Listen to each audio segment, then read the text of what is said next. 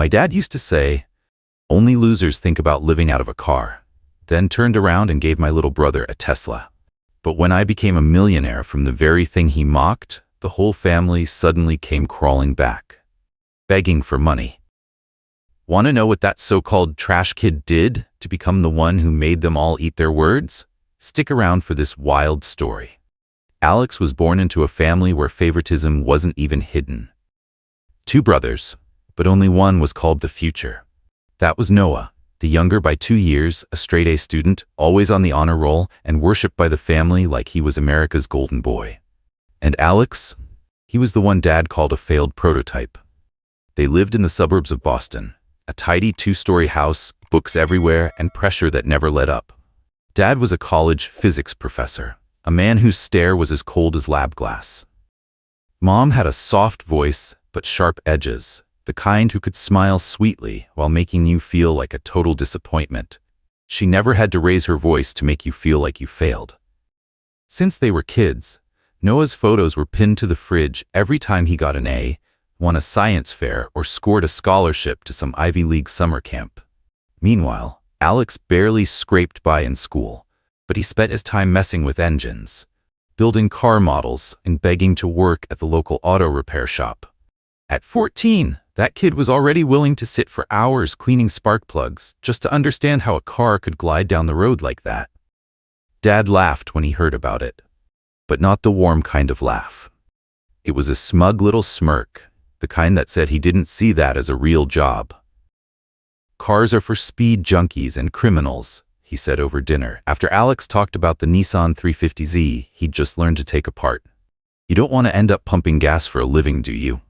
Mom didn't say a word. She just sighed, then turned to Noah and asked how he scored on his latest AC test. The conversation shifted.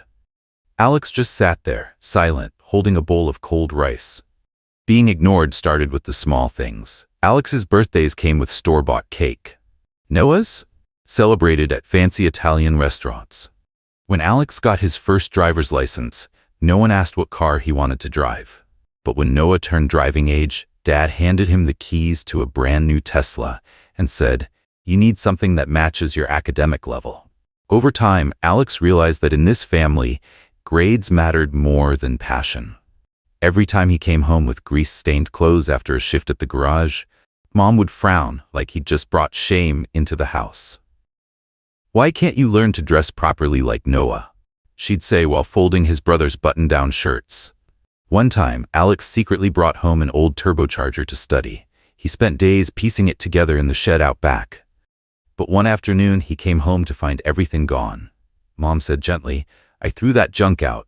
I don't want our house looking like some back alley repair shop." He didn't say a word, just nodded. But that night, Alex didn't sleep. He lay in bed, eyes wide open, listening to Noah in the next room bragging to his friends about some tech summer camp at MIT. Life just kept repeating like that.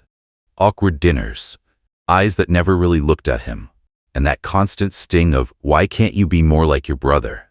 Like a needle jabbed in, day after day. At 17, Alex dropped out of school. He didn't tell anyone. He just left a note. "I don't fit in your world. I need different air to breathe." Dad tossed the note in the trash without even finishing it. Mom cried, but not out of worry. "You've disgraced this family," she said. They didn't look for him. No calls, no texts, no, "Where are you?" Just silence, long and heavy, like an unspoken sentence. In that family, Alex wasn't a member anymore. He was a scratch everyone wanted to forget.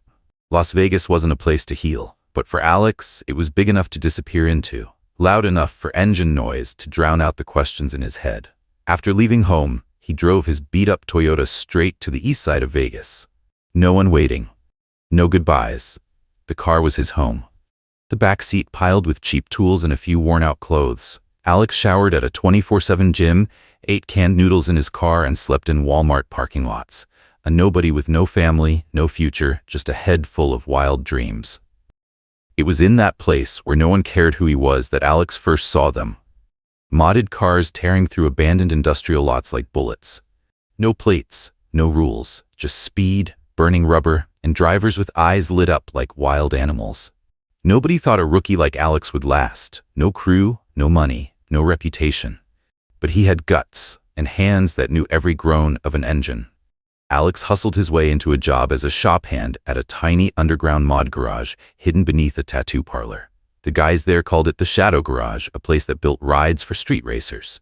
No receipts, no warranties, no rules. He started from scratch, learning how to cut chassis frames and cram NOS systems into cars barely holding together. By day, he ran errands. By night, he studied beat-up design schematics. There were mornings Alex passed out on piles of used tires, 36 hours deep with no sleep. No one pitied him, and he didn't need it. The first car Alex ever modded was an old Honda Civic, bought dirt cheap from a busted drug dealer. He named it Ghost. It was light, low, and its engine howled like a wounded beast. In his first street race at a container yard on the outskirts of Henderson, Ghost smoked 3 Mustangs with a clean drift on the final turn. Nobody knew who he was. But the next night, the name Ghost showed up on the betting board. A new winner, real speed, no flash. From then on, Alex became part of Las Vegas's underground racing network.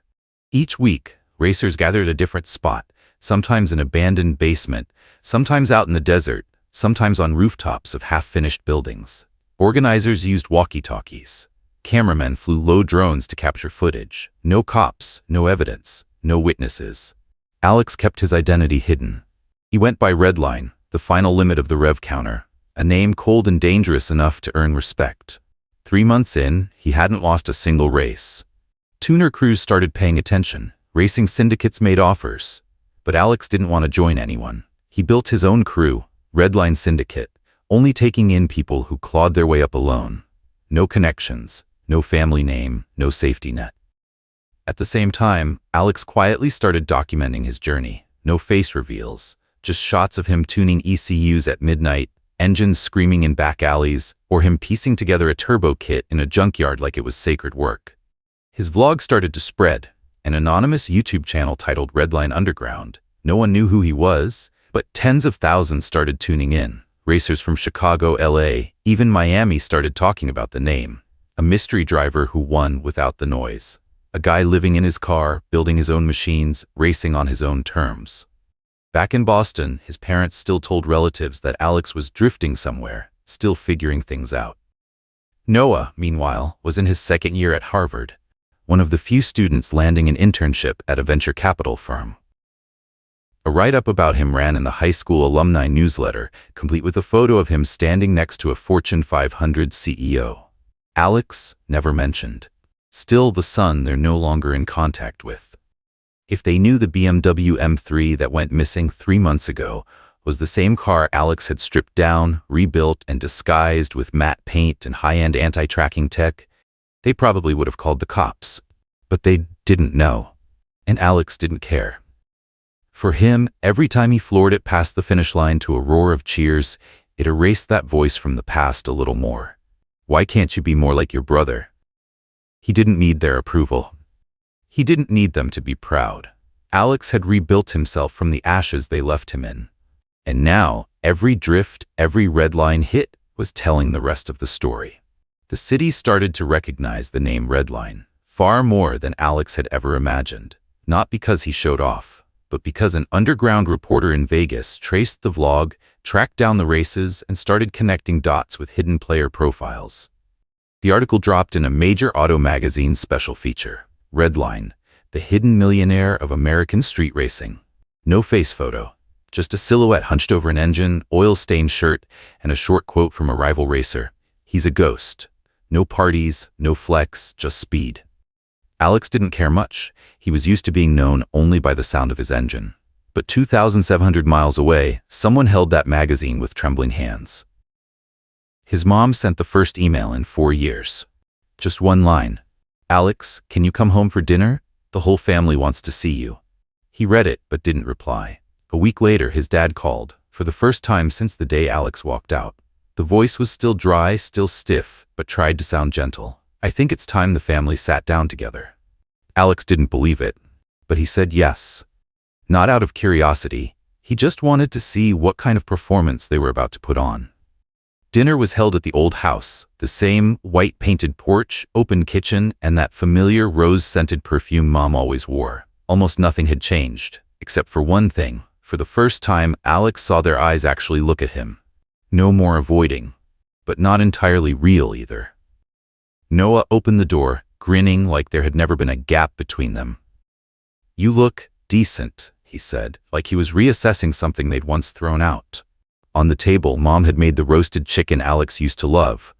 Dad sat at the head of the table, this time not tapping his fingers like he always used to. The whole family ate like 7 years of silence had never happened. But Alex didn't forget that easily. He let them talk. Stories about neighbors, relatives. Then, of course, Noah. Noah sighed, drained his glass of wine, then said casually, "Crypto tanked. My whole portfolio's gone. You know how these gamble plays go." No one laughed. Mom cut in with the classic line, "But Noah will bounce back. He's always been good at finding his feet." Alex just watched. No sarcasm, no nod, just silence. His dad set his glass down and looked at Alex, an expression clearly rehearsed. "What you've done, it's impressive. Owning a garage, getting press, making a name." But it was the next line that made Alex's brow tighten. "I always knew you had potential. You just took a different path."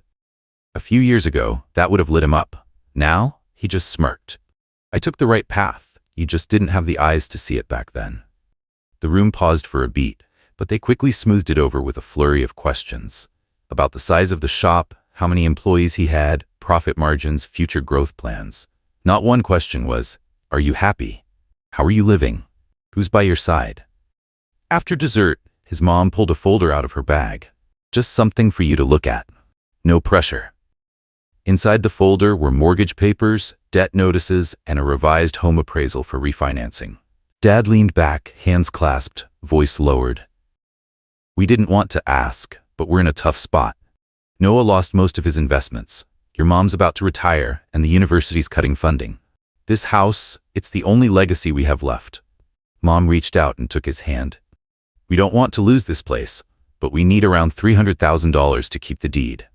Alex didn't pull his hand away, but his eyes turned cold, steel cold. Noah leaned back, tone heavy with suggestion. "You've made it, right? Just think of it as giving back for everything they did raising you." Alex let out a short laugh. "Giving back?" Dad quickly adjusted his tone. "You were a rebellious kid, but now you've grown. Family has always been your foundation." Alex nodded. No arguments. He knew this wasn't the end. The performance was still going, and he didn't mind watching how far they'd take it. Dinner ended in a haze of forced smiles and tension strung tight like piano wire. As he stepped out the door, Alex turned back for one last look at the house. The photos on the wall were still all Noah, as if he had never existed. He got into his car and started the engine, its quiet purr answering everything without a word. Behind him, his mom stood in the doorway, waving. Her smile didn't have a single honest crease. Alex drove off without looking back. In his head, only one thought echoed. They didn't come back for me. They came back for my wallet. Alex didn't react on the drive back. No calls, no replies. But he didn't block their numbers like last time either. He let them think he was considering, let them convince themselves the pitch had landed. 3 days later, his mom sent a nearly 3-page email. Subject, about the house, just a gentle suggestion. Inside was a list of lakeside properties, complete with interior photos, market value projections, and resale potential. At the end she wrote, "Pick whichever fits best. What matters is helping the family save face." His dad followed up with an Excel sheet. Line by line, it listed every expense needed to restore the family's respectable standing. House repairs, Noah's tuition debt, a new backyard, upgrading mom's car. Grand total, $97,400. Alex didn't reply, but this time he went back to Boston. Quietly, unannounced. The next morning, Alex knocked on the door, holding 2 coffees and a polite smile. Mom was surprised, but faked delight. Dad looked confused, with just enough hope mixed in to pass for warmth. Alex said he wanted to have one more conversation, to see if there was a way he could help the family stabilize long-term. Everyone sat down at the dining table. Noah was there too, arms crossed, slouched back, eyes flicking across his phone. Mom scooted her chair closer. "Honestly, your success means a lot to us. If you help, the whole family could start fresh. After all, we're blood." Alex nodded. "Give me 2 weeks. I need to move some funds around." Dad lit up and shook his hand. A small ask for someone running a business. That same day, Alex hired professionals. 3 micro cameras were quietly installed, one in the kitchen, one in the study, and one at the main entrance. An audio mic was hidden in the plant pot behind the sofa. He didn't feel guilty. He just felt right. Then Alex vanished off the radar. No calls, no replies, but he was watching. And it took just 5 days for the masks to come off. The first recording came from the kitchen. Mom on the phone, voice low but crystal clear. "No, he doesn't suspect a thing. I think he sees himself as some kind of hero. We just need a few old photos, throw in some childhood stories. That'll be enough for a solid expose. From criminal kid to millionaire. Perfect headline, right?" The second was late at night. Dad on a video call with a stranger. On the screen, the logo of a tabloid known for so-called exclusives. Dad said, "We've got photos from when he was still living on the streets, even a record from his illegal racing days. Trust me, the internet eats this stuff up." Noah had his moment too. He smirked and said, "Money and fame, failure to superstar. That story'll sell. If we're lucky, Netflix might even call." Alex didn't watch anymore. He'd seen enough. The next morning, he cut together a short video, just 3 minutes long. It opened with stark white text on a black screen. "My family called me home. They said they needed help. This is the truth." The footage was raw and precise, snippets of conversations, just enough to show every face, every word, every calculating glance. No music, no effects, just truth. Unfiltered, cold. He uploaded it to Reddit under the Our Family Drama thread, then posted a trimmed version on Twitter with one caption. "What is family if the only time they come to you is when your bank account hits 7 figures?" The video spread like wildfire through dry timber. Within 6 hours, it topped Reddit. Twitter exploded under the hashtag #RedlineExposedFamily. Comments poured in like a storm. "This isn't just manipulation, it's emotional fraud. Swear to God, my parents are the same. I feel for you, man. They act better than most of Hollywood." Some started connecting the dots, that he was Redline, the silent force behind a vlog that spoke only through motion and machines. Followers from the early days came flooding back to show support. No one saw him cry, but no one needed to. The story itself showed just how many cuts he'd taken over the years. The media caught on. Big outlets reached out for interviews. Alex declined. He sent one sentence in his only reply. "I don't need to say anything. They already said it all." 3 days later, Noah deleted all his social media accounts. Alex's parents disappeared from the public eye. Online, users uncovered a GoFundMe campaign started by his mom, titled "Please Help Our Family Recover from a Media Crisis." It was mass-reported and taken down. Alex didn't post another word. He simply changed his YouTube banner to solid black, with a small line of text in the center. "Not every umbilical cord is a bond."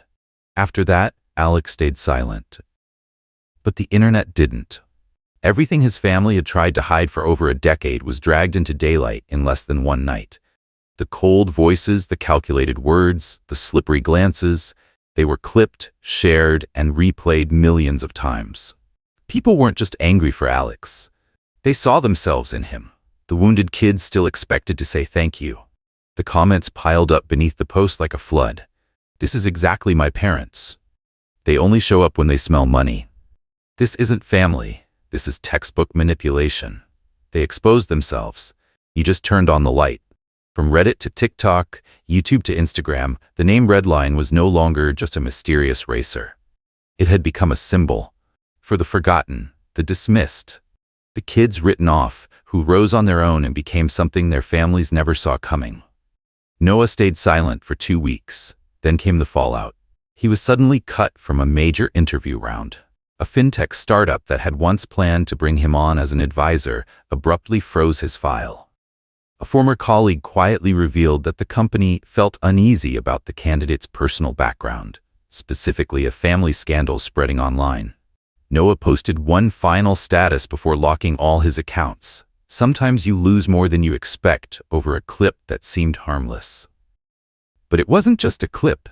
It was the truth, and they'd never been ready to face it. A few days later, Alex returned to YouTube, not to clap back, not to escalate, but to tell the whole story for the first time. No drama, no music, just him and a camera.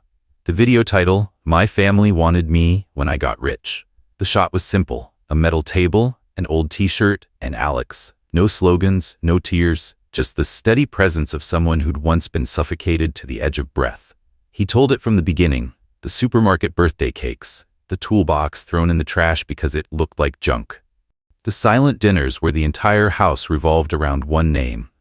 Noah. He didn't accuse, he just spoke. But that quiet honesty hit harder than any outburst. I didn't post that video to destroy them. I posted it to stop others from believing that kind of pain is normal. Being ignored shouldn't be something you get used to. Being humiliated isn't the price you pay to grow up. The video went viral in under 24 hours. Over 5 million views, 400,000 comments, and thousands of emails poured in. Some shared their own stories. Others simply wrote, "Thank you for saying what we couldn't." Alex turned down every interview, every talk show invite. But during a short live stream, when someone asked what he planned to do next, he answered, "I'm going to use the money they tried to squeeze out of me to create chances for people like me who didn't get as lucky." 3 months later, Alex officially bought a rundown warehouse on the outskirts of Austin, a place locals used to call where the street kids hang. Now it had a new name. A sleek black sign above the doors read, Redline Academy. There he brought in teens who had dropped out, been kicked out, cast aside, kids who didn't fit the mold their families demanded. He taught them from scratch how to recognize strange engine sounds, how to hold a wrench, how to tune the fuel ratio. But more than that, he taught them this: greasy hands don't make you worth less. You don't need your parents' approval to deserve a full, real life.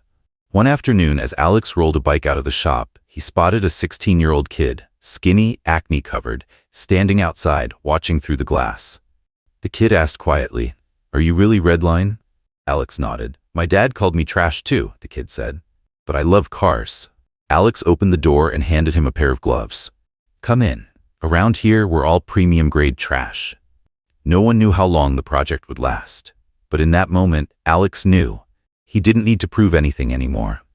Not to his parents, not to Noah, not to society. He had risen, not with fists, but by building the place he once wished existed. A place that didn't care what school you went to, didn't ask who your father was, didn't need your GPA.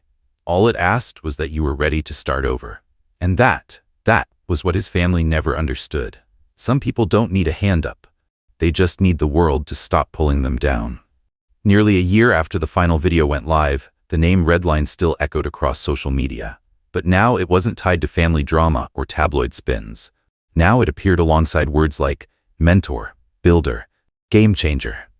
Redline Academy grew faster than Alex had ever expected.